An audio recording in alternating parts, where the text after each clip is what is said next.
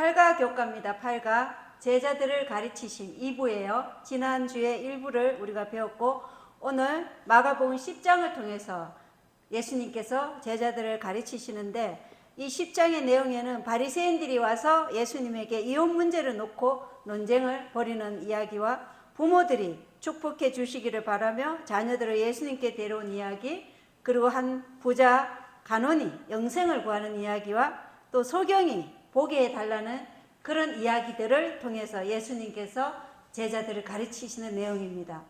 우리도 마찬가지죠, 그죠? 이 말씀에서 우리가 무엇을 배워야 할지 잘 배우시기 바랍니다. 자, 일요일 소재입니다. 결혼에 대한 하나님의 계획이에요. 결혼. 자, 이 세상에서 사실은 우리가 살아가면서 가장 중요한 건 우리가 더듬어 찾아서 하나님을 발견하는 것이 가장 중요하고, 그 다음에 두 번째 가장 중요한 게 뭘까요?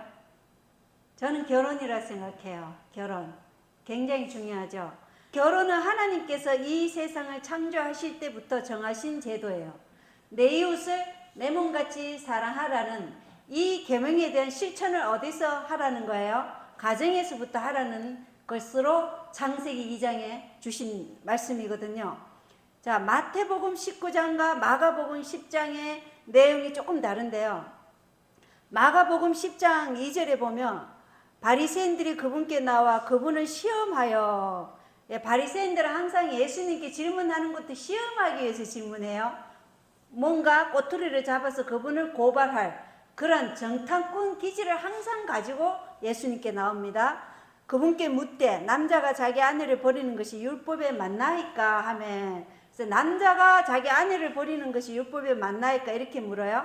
근데 마태복음 19장 3절에는 남자가 무슨 이유로든 자기 아내를 버리는 것이 율법에 맞나이까 이렇게 물어요. 그러니까 마가복음에는 남자가 자기 아내를 버리는 것이 율법에 맞나이까, 근데 마태복음 19장 3절에는 무슨 이유로든, 뭐 어떤 이유로든 자기 아내를 버리는 것이 율법에 맞나이까 이렇게 물었어요. 그러자 예수께서는 뭐라 그랬어요? 간음 외에는 이혼할 수 없다 이렇게 말씀하시죠. 그런데 고린도전서 7장 15절에 보면 그러나 믿지 않는 자가 떠나거든 떠나게 하라 이렇게 얘기해요. 믿지 않는 자가 스스로 자기를 그 믿는 자를 떠나고자 하면 그때는 떠나게 하라 이런 말씀이 있거든요. 그러자 예수님께서 마가복음 10장 3절에 모세가 너희에게 무엇라 명령하였느냐 이렇게 물으셔요.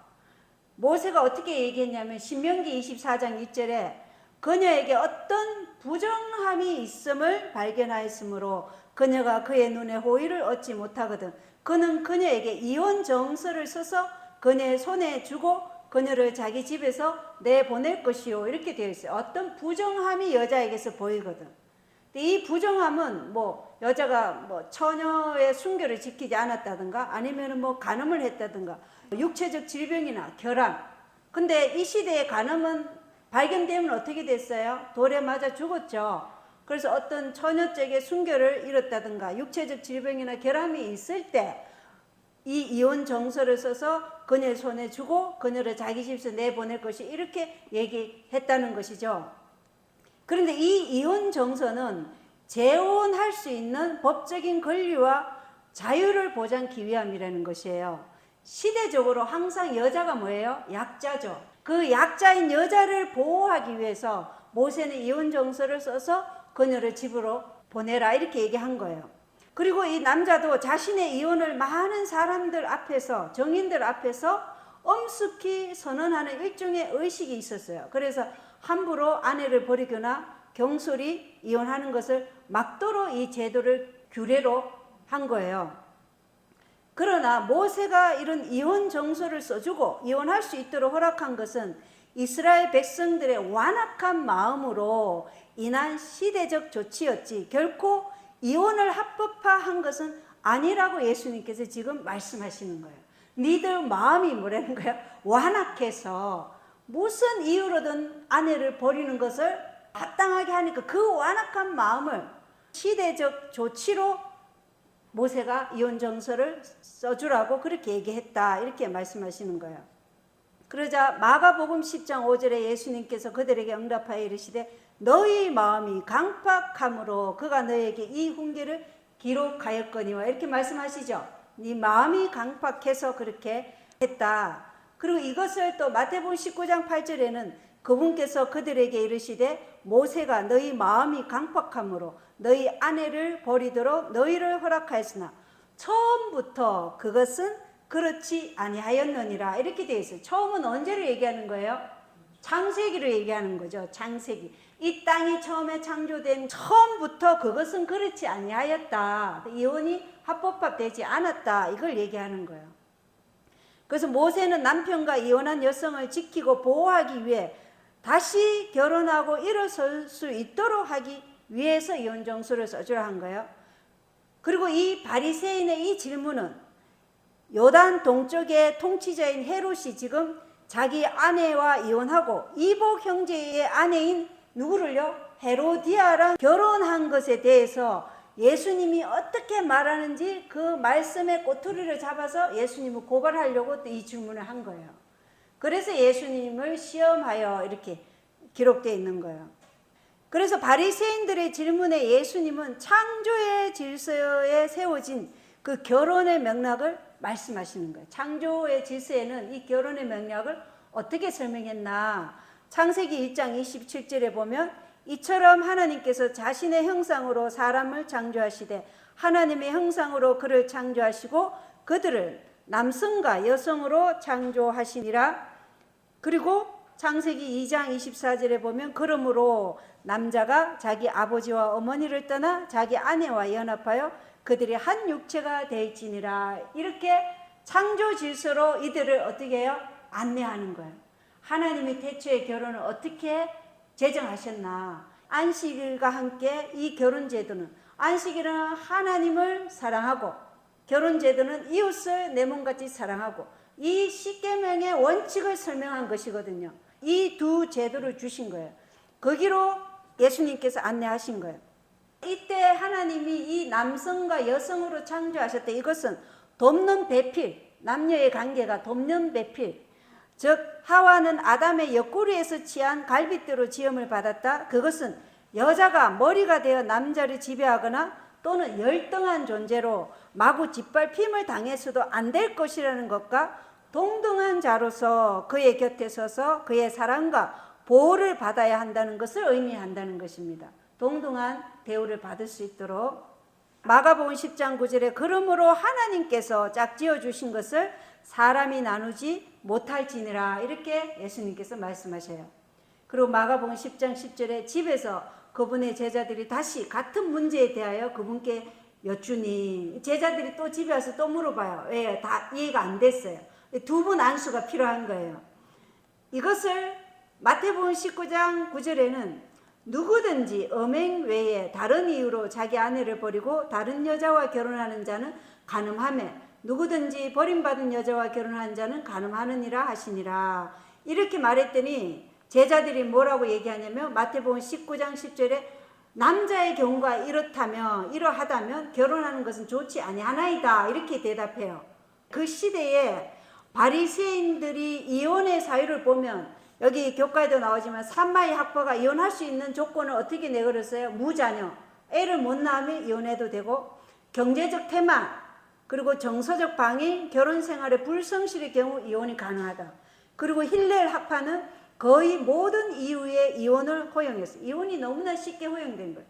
밥만 태워도 남자가 이혼해야 된다 그러면 이혼할 수 있는 거예요. 그렇게 이혼이 너무나 쉽게 되어 있는 거예요. 자, 이러한 가르침에 받은 제자들도 뭐예요? 만약에 그렇게 이혼이 어렵다 그러면 결혼 안 하는 것이 좋다 이렇게 얘기할 정도였다니까요. 이게 그 시대의 랍비들에게 교육받고 그 시대의 인습의 결과인 거예요. 그러자 마태복음 19장 11절에 보면 그분께서 그들에게 이르시되 모든 사람이 이 말을 받을 수는 없고 아버지께서 그것을 주신 자들만 받을 수 있느니라. 자기 어머니의 태어서부터 태어난 고자도 있고 또 사람들이 만든 고자들도 들어있고. 이게 누구예요? 다니엘. 성경의 다니엘이 사람들이 만든 고자잖아요. 그리고 하늘의 왕국을 위해 스스로 고자가 된 자들도 있나니 그것을 받을 수 있는 자는 받을지어다. 그래서 스스로 결혼을 안 하고 싱글로 살면서 하나님께 하늘의 왕국을 위해서 산 자들도 있다. 태어나서 또 고자도 있고 사람들에 의해서 고자가 된 자도 있고 스스로 자신을 싱글로 살겠다고. 그래 이것을 어떤 분들은 사도 바울, 사도 바울이 뭐 결혼했다 안 했다 사내들인 의원이니까 그가 결혼했을 것이다 하는데 또 어떤 편에서는 결혼하지 않았다. 특별 케이스다. 이렇게 얘기하는 분들도 있어요. 그래서 저도 사도 바울이 결혼을 안 했다고 생각해요. 왜냐하면 결혼을 하면 그 많은 짐을 참 지기가 힘들잖아요. 가족이 있다는 것에 대해서. 그죠? 가족을 부양해야 되고 이런 것 때문에 자유롭지가 못해요. 그래서 홀로 그렇게 했지 않았나 이렇게 생각합니다. 그리고 에베소서 5장에 보면 아내들과 남편의 관계를 하나님과 교회의 관계를 빗대어서 설명하죠. 어떻게 설명하냐면 아내들아 너희 남편에게 복종하기를 주께 하듯 하라. 그러므로 교회가 그리스도께 복종하듯 아내들도 모든 일에서 자기 남편에게 복종할지니라. 남편들아 너희 아내 사랑하기를 그리스도께서 교회를 사랑하사 교회를 위하여 자신을 주신 것 같이 하라. 이것은 그분께서 말씀을 통해 물로 씻음으로 교회를 거룩히 구별하고 정결케 하려 하시며 또 그것을 점이나 주름이나 그런 것이 없는 영광스러운 교회로 자기를 위해 제시하려 하심이며 교회가 거룩하고 흠이 없게 하려 하심이라. 이와 같이 남자들도 마땅히 자기 아내를 자기 몸같이 사랑할지니 자기 아내를 사랑하는 자는 자기를 사랑하느니라. 그리고 에베소서 5장 31절에는 이런 까닭에 남자가 자기 아버지와 어머니를 떠나 자기 아내와 결합하여 그들 둘이 한 육체가 될지니라. 32절에 이것은 큰 신비니라. 그러나 내가 그리스도와 교회에 대하여 말하노라. 남편과 아내의 관계는 그리스도와 교회의 관계. 이런 가정이라면 어떨까요? 하나님과 천사들이 즐거이 방문하는 가정이 되겠죠. 우리 가정이 다 이런 가정이 돼야 된다는 것입니다. 월요일 소재로 가보겠습니다. 자, 월요일 소재입니다. 예수님과 어린이들. 자, 마가복음 10장 13절 14절 읽어보겠습니다. 그들이 어린아이들을 그분께 데려와 그분께서 그들을 쓰다듬어 주시게 하며 그분의 제자들이 그들을 데려온 자들을 꾸짖거늘 예수님께서 그것을 보시고 심히 기뻐하지 아니하사 그들에게 이르시되 어린아이들이 내게 오는 것을 허락하고 그것을 막지 말라. 하나님의 왕국은 그런 자들의 것이니라. 이렇게 얘기했어요. 그죠? 시대의 소망 511쪽에 보면 유대인들에게는 아이들을 어떤 랍비에게 데려가서 그가 아이들에게 손을 얹어 축복하게 하는 풍습이 있었답니다. 그러나 예수님의 제자들은 이런 일로 방해를 받기에는 예수님의 사업이 너무 중대하다고 생각했기 때문에 어머니들이 어린 자녀들을 데리고 예수께 나올 때 제자들은 그들을 미워하는 눈으로 바라보았다. 이렇게 적혀져 있어요. 얼마나 잘못된 생각을 하면 그 어머니들은 미워하는 눈으로 바라보았다. 이렇게 얘기해요. 그리고 제자들은 이 아이들이 너무 어려가지고 예수를 찾아와도 유익을 얻지 못하리라고 생각했고 또 예수께서도 자기들이 나름대로 판단하는 거예요. 예수께서도 그들이 오는 것을 기뻐하지 않으시리라고 결론을 내렸다. 이렇게 돼 있어요. 그러나 예수께서 불쾌하게 생각하신 자들은 바로 제자들이었다. 이렇게 돼 있습니다. 자, 그래서 구주께서는 자녀들을 하나님의 말씀을 따라서 교육시키고자 노력하고 있는 어머니들의 염려와 수고를 알고 계셨다. 그는 그들의 기도를 들으셨다. 예수께서 친히 그들을 당신 앞으로 이끄셨다. 이렇게 시대에서만 기록되어 있습니다. 그리고 512쪽에는 어머니의 팔에 안긴 영아일지라도 기도하는 어머니의 믿음을 통하여 전능하신 하나님의 그늘 아래 거할 수 있다. 우리가 오랜 세월 동안 기독교인이었다 하더라도 우리 마음속 한 구석에 아직 예수님께 드리지 않은 것이 있을 수 있다. 그렇기 때문에 어떻게 하라고요? 매일 예수님이 우리 마음속에 들어오셔서 새 마음을 창조해 주시기를 기도하자. 이런 내용이 있어요. 그래서 예수님의 제자들도 예수님 옆에 있음에도 불구하고 사람을 미워하는 눈으로 바라봤다는 거. 자, 우리도 그럴 수 있죠. 우리 생각이 편협된 생각을 가지고 있으면 전혀 예수님과 다른 방향으로 미워할 수 있다는 거예요. 자, 이걸 우리에게 가르치는 것이죠. 그리고 에베소서 6장 1절부터 3절에 보면 자녀들과 부모의 관계를 너무 잘 표현이 돼 있어요. 여기에 보면 자녀들아 주 안에서 너희 부모에게 순종하라. 이것이 옳으니라. 내 아버지와 어머니를 공경하라. 그것은 약속 있는 첫째 명령이니. 두 번째 돌판의 첫째 명령이 부모에게 공경하라는 것이죠. 이것은 내가 잘되고 땅에서 장수하게 하려 함이니라. 또 아버지들에게는 뭐라고 얘기하는, 너희 아버지들아 너희 자녀들은 노엽게 하지 말고 오직 주의 교육과 훈계로 양육하라, 이렇게 되어 있어요. 우리는 자녀들을 훈계할 때는 주의 말씀으로, 주의 품성으로. 우리도 누구처럼 할 수 있어요? 제자들처럼 미워하고 냉정하고 비정함으로 말할 수 있다는 거예요. 그 눈초리로, 눈으로 살인해요. 그죠? 그렇게 할 수 있는데 그렇게 하지 말라는 거예요. 예. 이것을 에베소서에서 잘 설명하고 있어요. 자, 그래서 호세아서 4장 6절에 이 지식을 거부하면 너희가 율법을 잊어버리게 된다. 그러니까 이 지식을 마음에 간직하고 살아라, 이거죠. 여기 7호 봉사 43쪽에 교과에 있는 내용 제가 읽겠습니다. 그대들은 그리스도와 같지 않은 품성으로 예수님을 잘못 나타내지 않아야 한다. 그대들의 냉랭하고 거친 태도로 어린아이들을 그분에게서 떠나가게 하지 말라. 절대 아이들에게 그대가 하늘에 있다면 하늘이 즐거운 장소가 아닐 거라고 느끼게 만들지 말라. 종교란 어린아이들이 이해할 수 없는 것이라고 말하거나 마치 그들이 어린 시절에 그리스도를 영접하기를 기대하지 않는 것처럼 행동하지 말라. 어린아이들에게 그리스도교란 암울한 종교이며 구주께 나갈 때 생애를 즐겁게 해주는 모든 것을 포기해야 한다는 잘못된 인상을 주지 말라. 우리가 이 말씀처럼 할 수가 있어요. 어떨 때요? 우리가 율법주의적인 사상으로 올지어졌을 때 이 하늘이 전혀 즐겁지 않은 것을 아이들에게 비춰줄 수 있어요. 그래서 율법주의적인 그 사상으로는 자녀들을 예수께로 인도할 수 없는 거예요. 우리는 예수님의 품성으로 인도해야 되겠죠. 어린아이들이 내게 오는 것을 허락하고 막지 말라, 이 말씀에 대해서 시대의 소망 517쪽에는 예수께서는 당신께 나오는 아이들을 금하지 말라고 제자들에게 말씀하실 때 각 시대를 통하여 당신의 추종자들, 즉 교회의 지도자들, 목사들, 조력자들, 그리고 모든 그리스도인에게 말씀하신 것이다. 그분은 마치 이렇게 말씀하시는 것과 같다. 너희가 방해하지 않으면 그들은 올 것이다. 이렇게 말씀하신다는 거예요. 자, 자녀들이 교회에 나오지 않고 하나님께로 인도되지 않는 것은 누가 방해한다는 거예요, 지금? 예, 어른들이 지금 방해하고 있다는 거예요. 왜요? 많은 청년들은 교회 지도자들이나 교회 어른들, 또 자기 부모들을 인해서 교회를 어떻게 해요? 떠나가서 영원히 돌아오지 않는 청년들이 굉장히 많아요. 청년들이 교회에 없는 이 교회를 보고 우리는 그 청년들을 안타까워할 것이 아니라 그 청년들에게 본이 되지 않은 우리 자신을 어떻게 해야 돼요? 다시 점검해 보고 성찰해 봐야 되는 거예요. 우리 자신이 정말 모범적으로 예수님을 나타내고 있는지, 가정 안에서도 마찬가지예요. 자, 시대의 징조 1894년 4월 9일에는 아이들이 그리스도의 중보와 축복을 위해 나온 것은 정말 적절했고 이들은 하나님의 교회의 일원들이 되어야 하는 상징이었다. 하나님의 자녀들은 겸손함, 사랑스러운 믿음, 가르침을 잘 받아들이는 정신, 세상의 기만에 의해 타락되지 않은 어린아이들의 무고함이 필요하다. 어린아이와 같은 자가 하늘의 왕국에 들어간다 그랬잖아요. 그죠? 이 어린아이의 특성이 뭐냐면 겸손함, 사랑스러운 믿음, 가르침을 잘 받아들이는 정신, 세상의 기만에 의해 타락되지 않은 어린아이들의 무고함이 있다는 거예요. 그리고 시대의 소망 437쪽에는 어린아이와 같은 단순함, 자기 부정, 신뢰하는 사랑은 하늘이 가치 있게 여기는 속성들이다. 이렇게 말씀하고 있어요.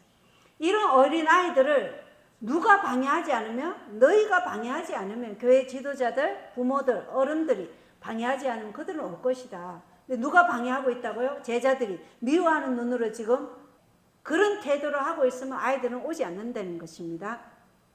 그리스도인 가정은 하늘 왕국의 학교죠. 그리고 그 가정은 그리스도께서 주인 교사고 부모는 보조 교사예요. 부모는 아이들을 다룰 때 정원사의 방법을 따르라, 이렇게 시대의 소망은 나와 있어요. 냉대함이나 거칠게 다루지 말고 아주 지성적 존재로, 특별히 우리가 황금률이 뭐예요? 네가 대접받고 싶은 대로 너도 다른 사람을 그렇게 대접하라 그랬잖아요. 그것을 시대 소망에는 부모 자신이 대접을 받고자 하는 대로 자녀를 지성적 존재로 다루어야 한다, 이렇게 기록이 되어 있어요. 저도 이걸 보면서 많이 회개했어요. 내가 지금 그렇게 자녀들을 대하고 있는가? 그래서 부드럽고 간대하고 사랑스러운 감정으로 다뤄야 한다는 것이죠. 우리가 자녀들에게 이렇게 다루면서 하나님의 말씀으로 건면해야 된다. 그죠? 그렇다고 이렇게 다루면서 하나님의 말씀이 사라지면 안 되겠죠. 이렇게 다루는 그 근본이 어디서 나오는 거예요? 그리스도의 말씀에서 나오는 거기 때문에 그 말씀으로 건면하는 것입니다. 그래서 마태복음 5장에는 등잔불을 어디에다 두라 그랬어요? 침대 밑에 두는 게 아니고 침대 위에 두어서 집안을 밝히라 그랬잖아요. 그죠? 그래서 그리스도인의 가정은 가정에서 먼저 그리스도의 빛이 비추는 곳이다. 이렇게 말씀하셔요. 자, 그래서 우리는 우리의 자녀들에게 예수님께서 우리 안에서 역사하셔가지고 죄를 버리고 승리한 이야기, 또 기도가 응답받은 이야기, 주님을 신뢰하는 그 삶의 이야기들을, 이런 것들을 자녀들이 듣게 해가지고 그리스도인으로의 삶이 즐겁고 기쁘고 행복함을 보여줘야 되는 거예요. 그러나 때로는 부모도 시축할 때가 있죠. 그럼 어떻게 해야 돼요? 7번 넘어져도 다시 주님께 나가잖아요. 그게 의인이에요. 죄를 짓지 않는 사람이 의인이라고 성경에 어디에도 기록되어 있지 않아요. 의인은 넘어질지라도 다시 일어나서 하나님께 나가는 자예요. 그런 모습을 보고 마귀의 이 타락한 본성이 잠시라도 예수님을 손에서 놓치고 우리 마음에서 놓치면 넘어질 수 있다. 그럴 때 우리는 만약에 자녀들에게라도 고백하고 죄를 지은 게 있으면 자백하고 다시금 우리가 주님께 나아가서 주님의 무한하신 그 자비로우심에 우리 자신을 맡기고 그 생명이 우리 안에서 역사하도록 그렇게 자녀들에게 그런 이야기를 나누려는 거예요. 이런 가정이라면 하나님이 즐거이 임하시겠죠. 천사들도 즐거이 임하시고. 주님의 이러한 임재하심은 누구를 변화시킬까요? 부모를 먼저 변화시키죠. 그리고 그 부모의 변화된 품성을 통해서 누가 변화될까요? 자녀들이 변화가 돼요. 이것이 하나님께서 정하신 가정 제도라는 것입니다.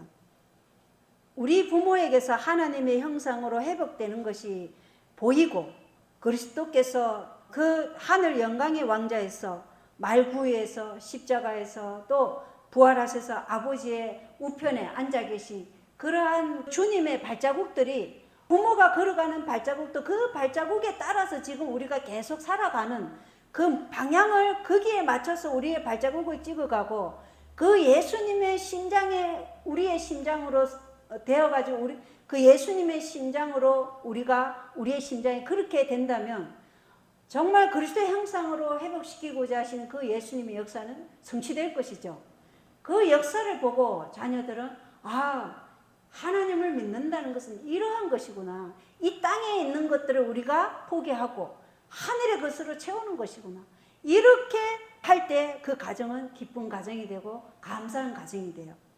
신의 소망은 이런 이야기가 있어요. 일찍이 인간의 귀에 들린 모든 말 가운데 가장 슬픈 말은 여러분은 뭐라 생각하세요? 일찍이 인간의 귀에 들린 모든 말 가운데 가장 슬픈 말은 곧 내가 너희를 도무지 알지 못한다고 하는 운명의 선고일 것이다. 이렇게 되어 있어요. 하나님이 나를 알지 못한다. 이게 인간의 귀에 들린 모든 말 가운데 가장 슬픈 말이래요.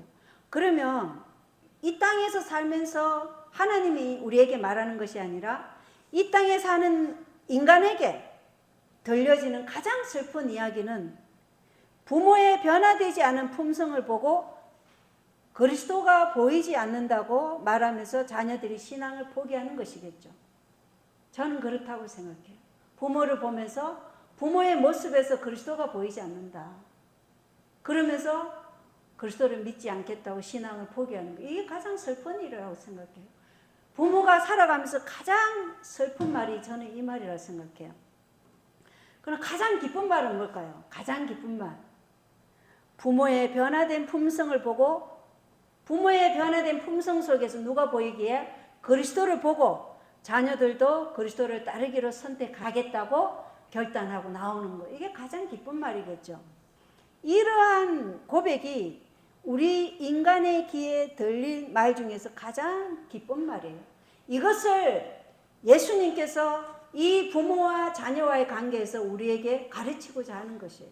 너희 부모가 자녀들이 이렇게 보고 너희의 에게서 누구를 보게 하라는 거예요? 그리스도를 보게 하라.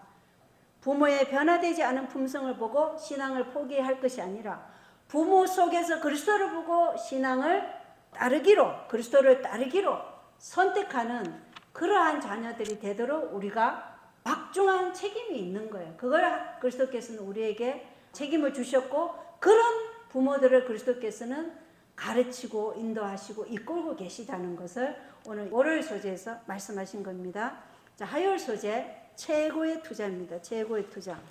마가복음 10장 17절에 한 젊은 부자 청년이 와요. 이 사람은 청년이에요. 아주 젊은 청년, 20대 정도 됐겠죠.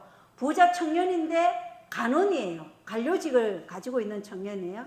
이 청년이 마가복음 10장 17절에 그분께서 길로 나아가실 때에 한 사람이 달려와 그분께 무릎을 꿇고 그분께 여쭙되 선한 선생님이여 내가 무엇을 하여야 영원한 생명을 상속받으리까 하며 이렇게 말하고 있어요. 이 부자 청년은 책임 있는 지위에 있는 유대인 공회의 일원이었어요. 그는 예수께서 어린이들에게 나타내신 사랑을 보고 이 구주에 대한 사랑이 불타올라서 예수님의 제자가 되기를 희망하면서 나온 거예요. 자, 보세요. 그 사람도 예수님의 하는 행동을 보고 아, 내가 예수님 제자가 되어야 되겠다 하는 그 불타는 열망을 가지고 예수님께 나왔다. 이렇게 시대에서만 적혀져 있어요.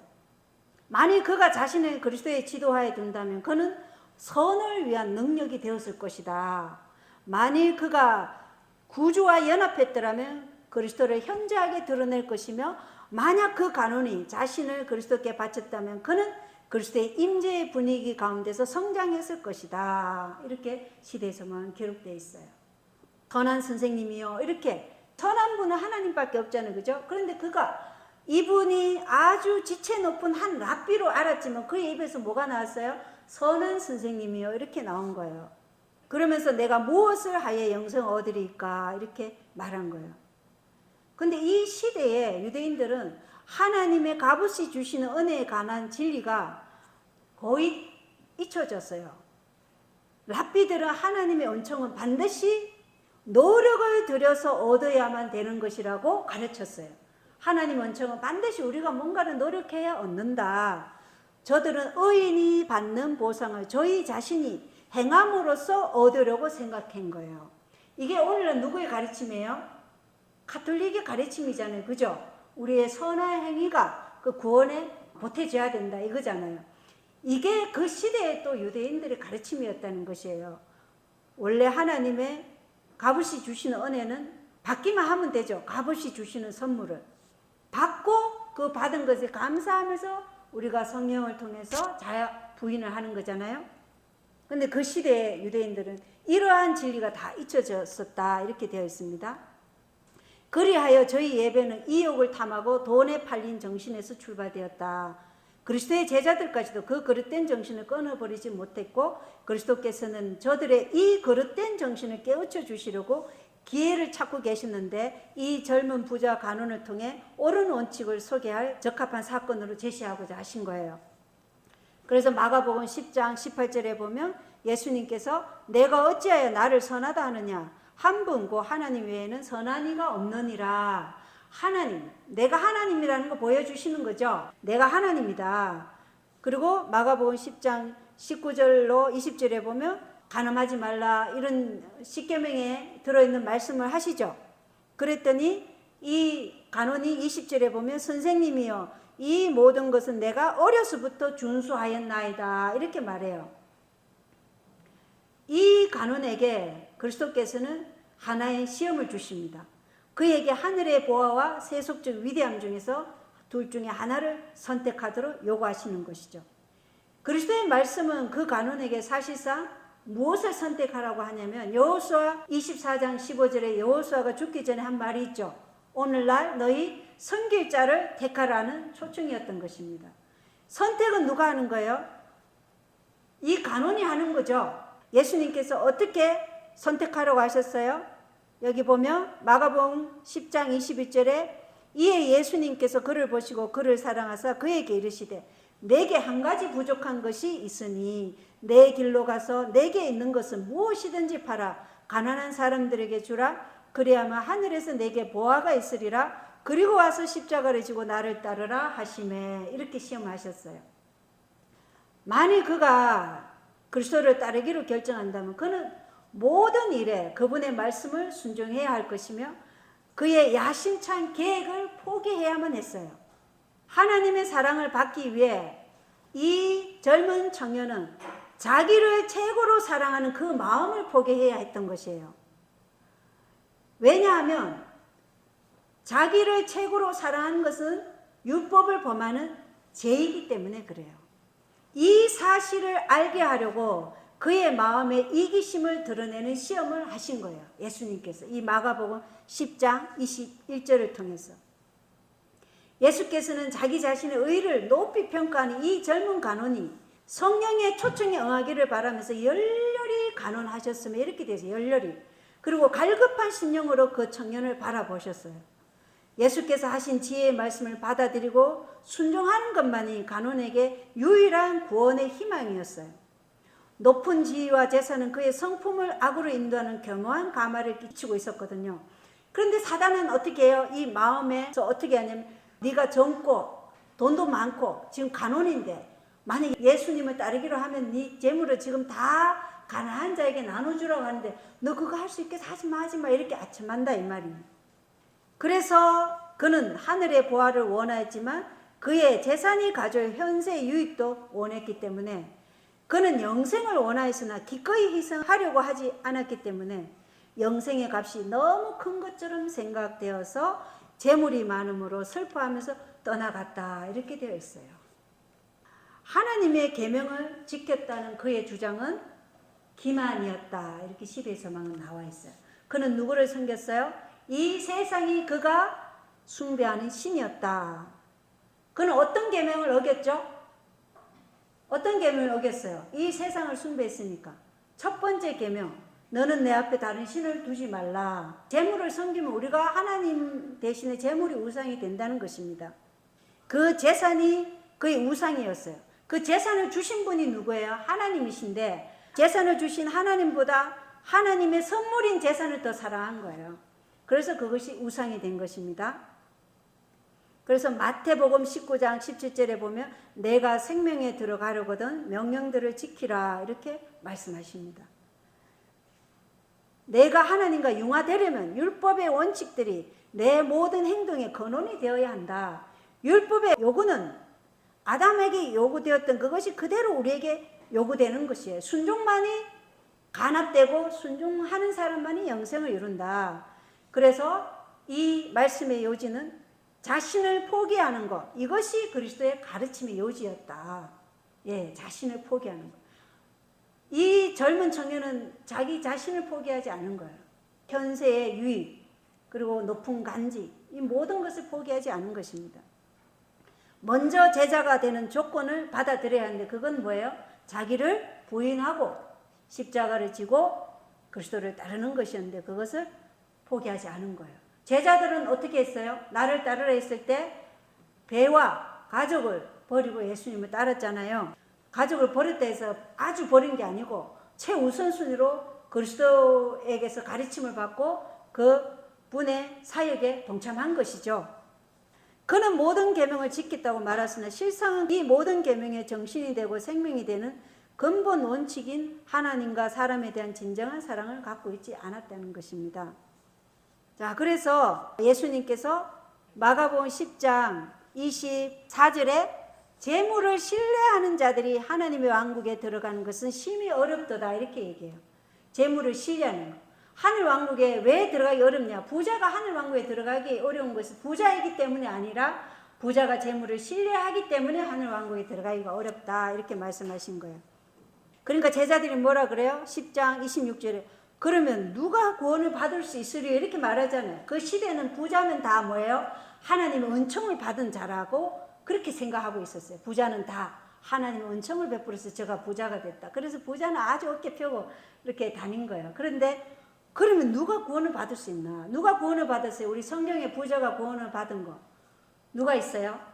작은 삭개오 어떻게 했어요? 저 재물을 다 나눠줬잖아요. 이 실물이에요. 나중에 삭개오가 그 일을 하죠. 그래서 누가 구원을 받을 수 있으리요? 이렇게 얘기했을 때 예수님께서 10장 27절에 사람들에게는 그것이 불가능하되 하나님께는 그렇지 아니하니 하나님께는 모든 것이 가능하니라 이렇게 말씀하시는 거예요. 자, 그래서 낙타가 바늘길을 지나가는 것이 여기 나오네요. 25절에 나오네요. 부자가 하나님 왕국에 들어가는 것보다 쉬우니라. 이 말씀은 그 시대에 예루살렘에 들어가는 문이 아주 좁은 문이었대요. 그래서 부자가 짐을 많이 실어서 낙타에 실어가지고 오다가도 예루살렘 그 좁은 문에 들어가려면 짐을 내려야 된다는 거예요. 그래서 이 비유를 사용하신 거라는 것입니다.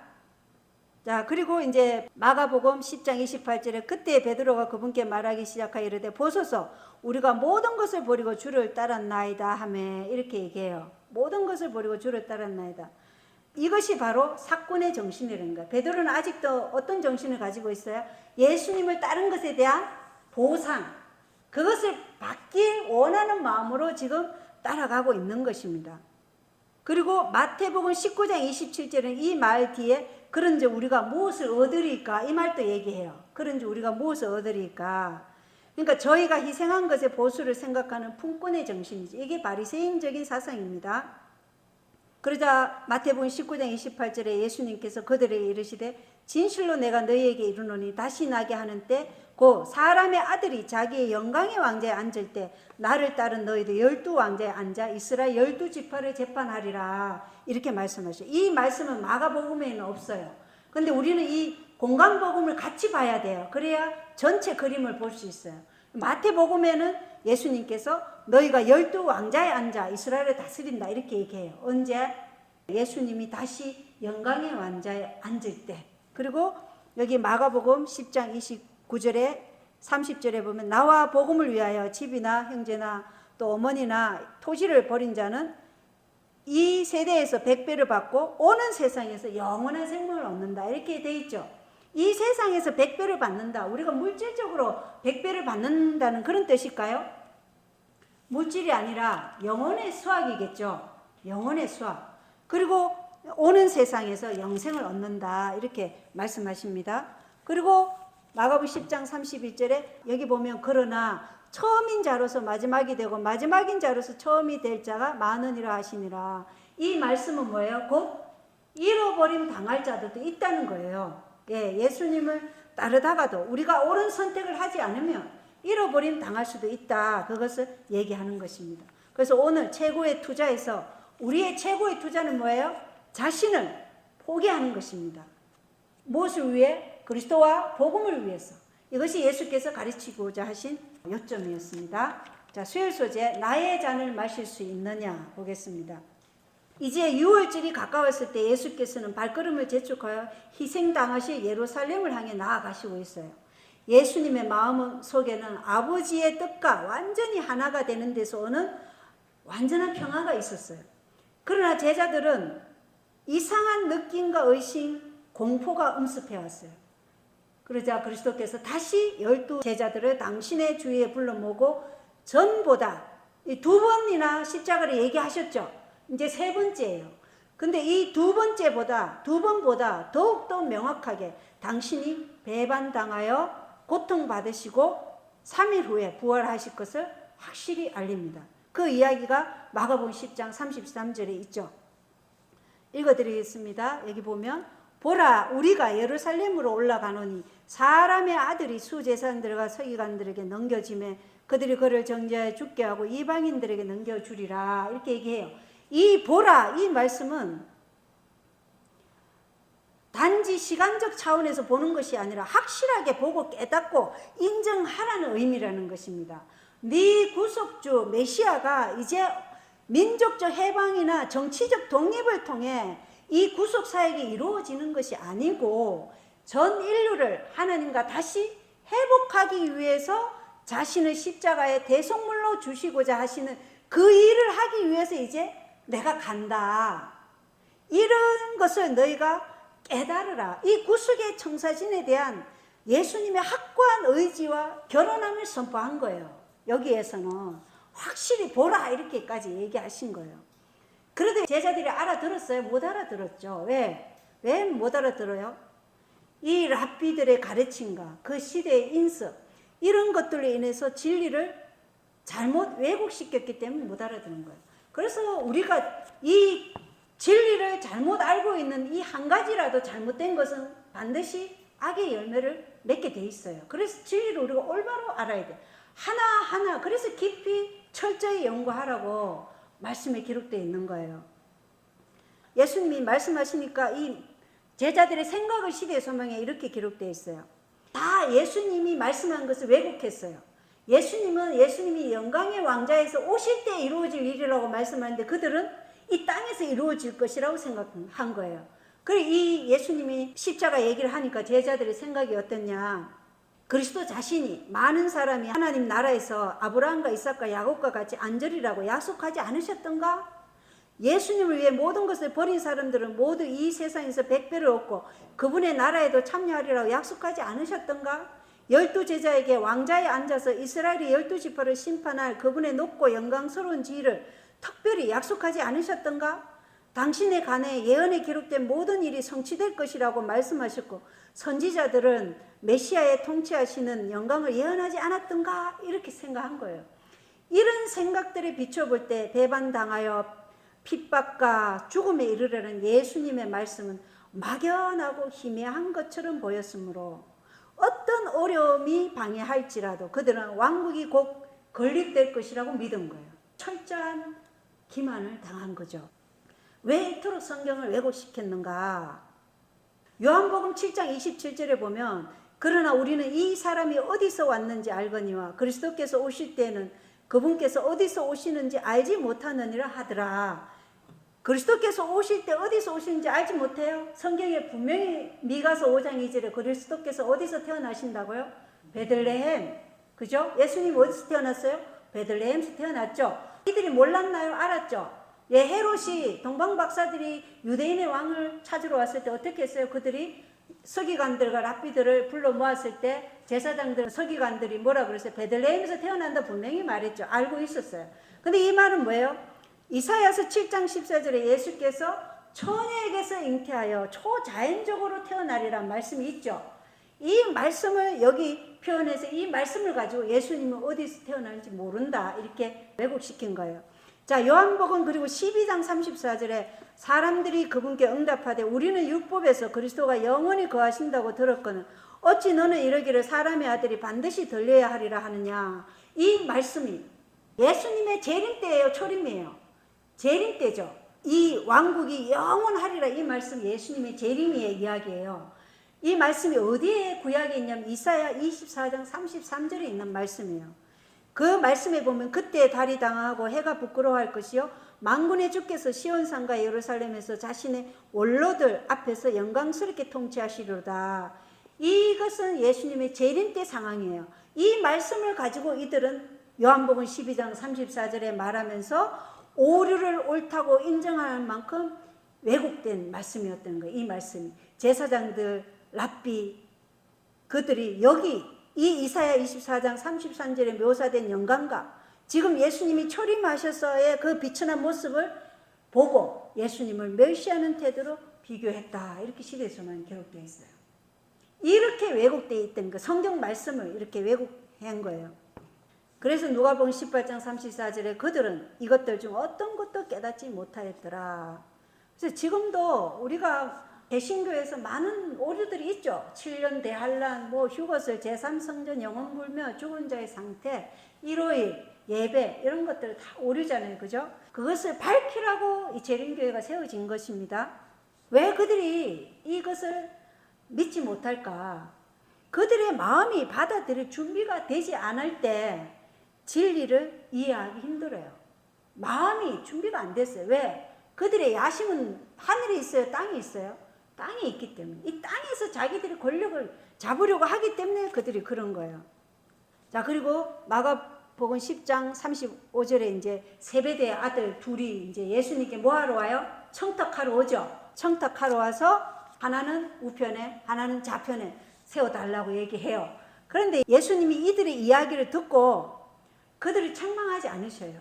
왜냐? 그들이 아직 예수님이 이 구속사역이 어떤 것이 다 깨닫지 못하잖아요.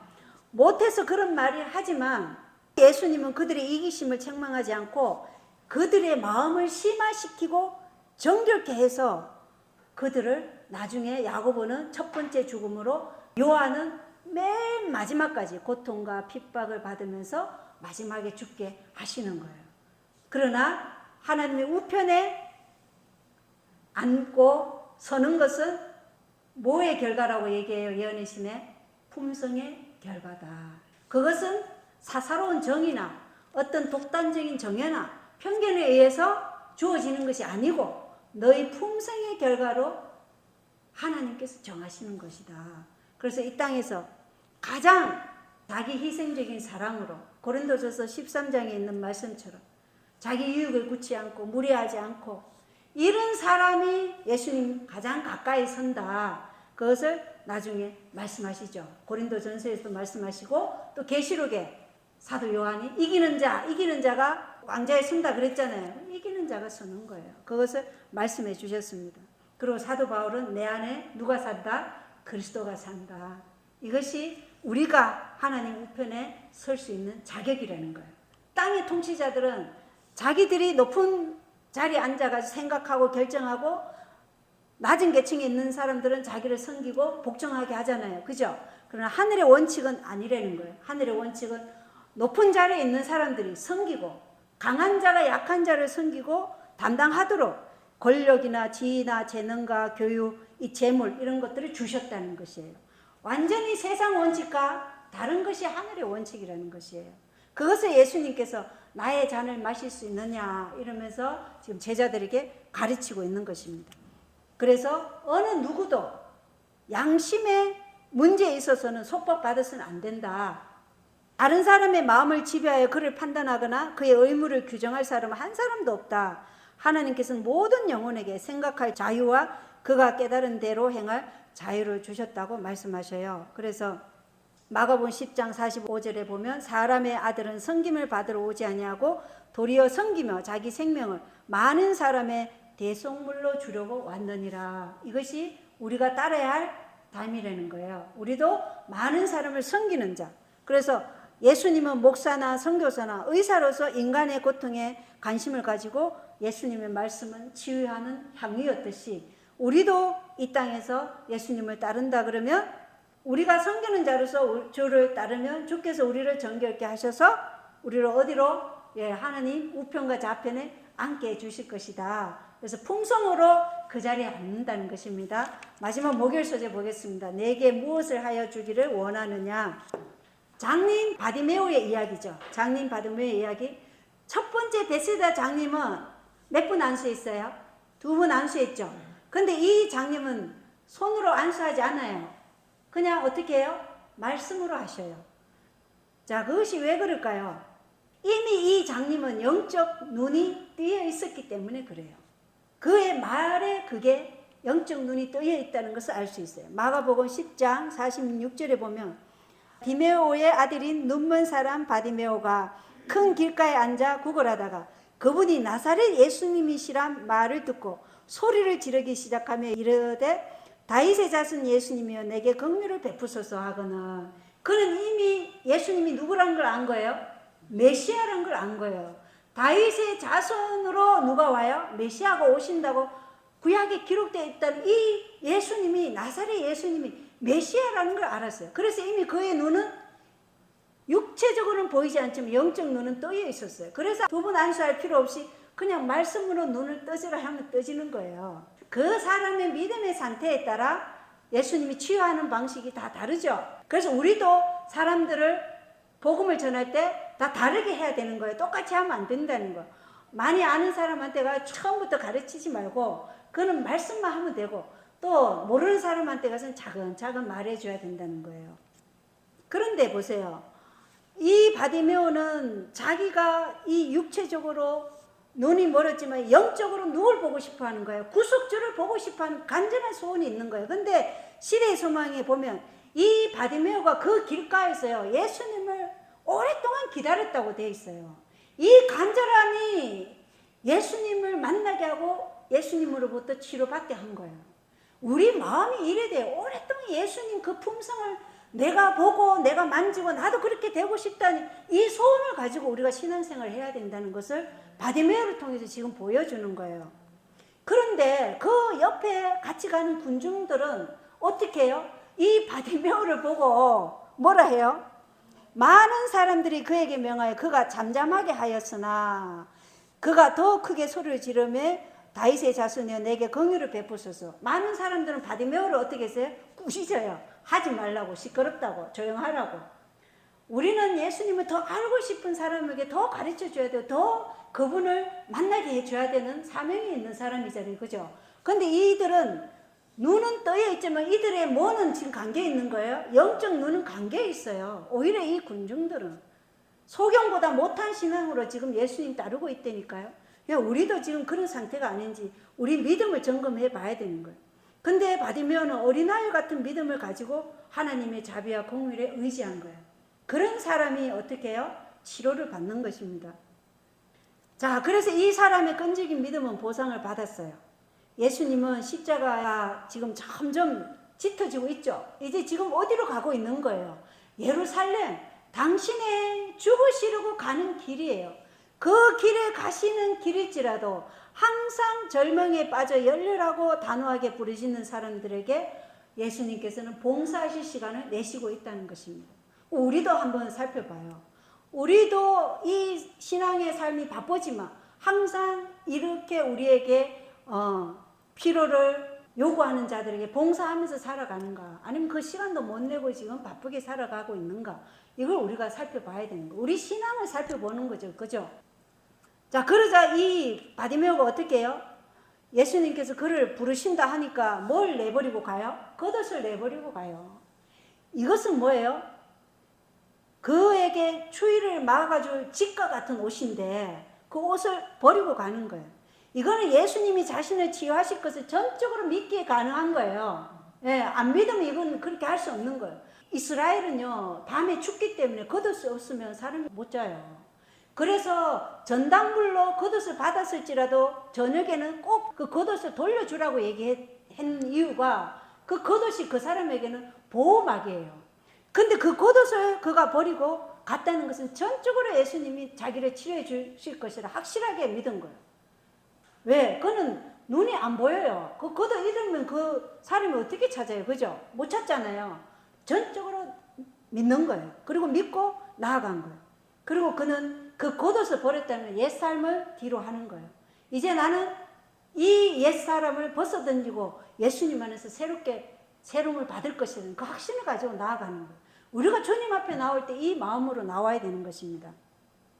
옛삶을 돌아보지 마십시오. 애굽에 다시 돌아가려고 하는 그 사상 위험한 것이에요. 우리의 먹는 거, 입는 거, 교육받는 거 다 전부 다 애굽으로 다시 우리가 돌아가는데 그거는 굉장히 위험한 것이에요. 제자들도 사람 낚는 어부가 되라 할 때 다 버리고 왔듯이 이 바디메오도 그걸 버리고 예수님께 나왔다는 것입니다.